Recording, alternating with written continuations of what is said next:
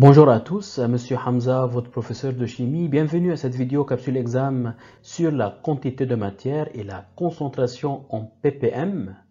Donc, on va continuer toujours sur des exercices d'application. Et aujourd'hui, on va commencer par l'exercice numéro 7. Donc, un enfant de 4 ans pèse 15 kg. Il se lave les dents matin et soir avec une pâte dentifrice contenant du fluorure d'amine. La concentration en ion fluorure dans cette pâte dentifrice est égale à 500 ppm.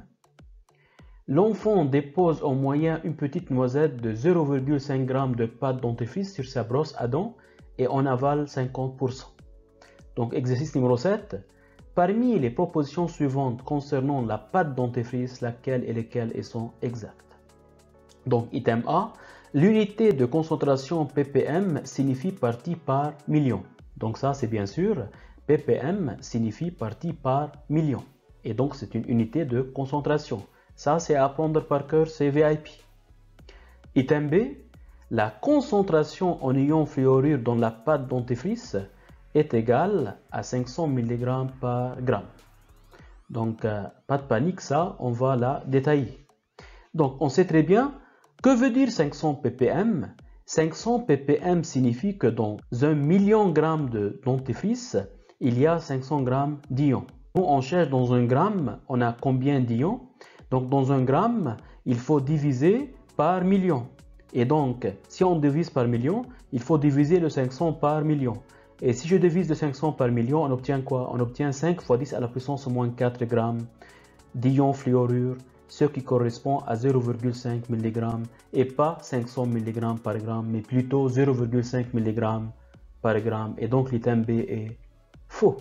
L'item C, la petite quantité de dentifrice déposée à chaque brossage sur la brosse à dents contient en moyenne 250 microgrammes d'ion fluorure.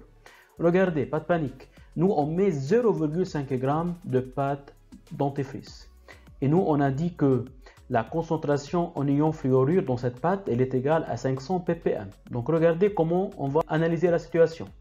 Donc 500 ppm signifie, comme on a dit, donc dans 1 million de grammes de dentifrice, il y a 500 grammes d'ion. Et nous, on met combien? On met 0,5 g.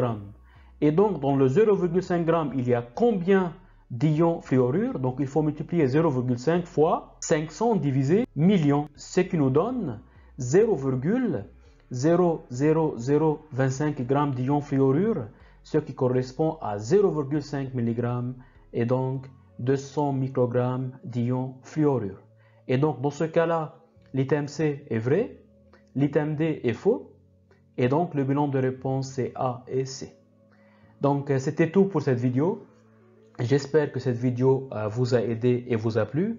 Merci de me laisser un petit commentaire et un pouce dans l'air pour nous supporter.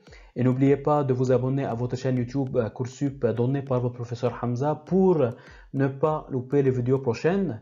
Et surtout, croyez en vous parce que je crois en vous. On lâche rien, on croise les doigts. Ciao, à la prochaine.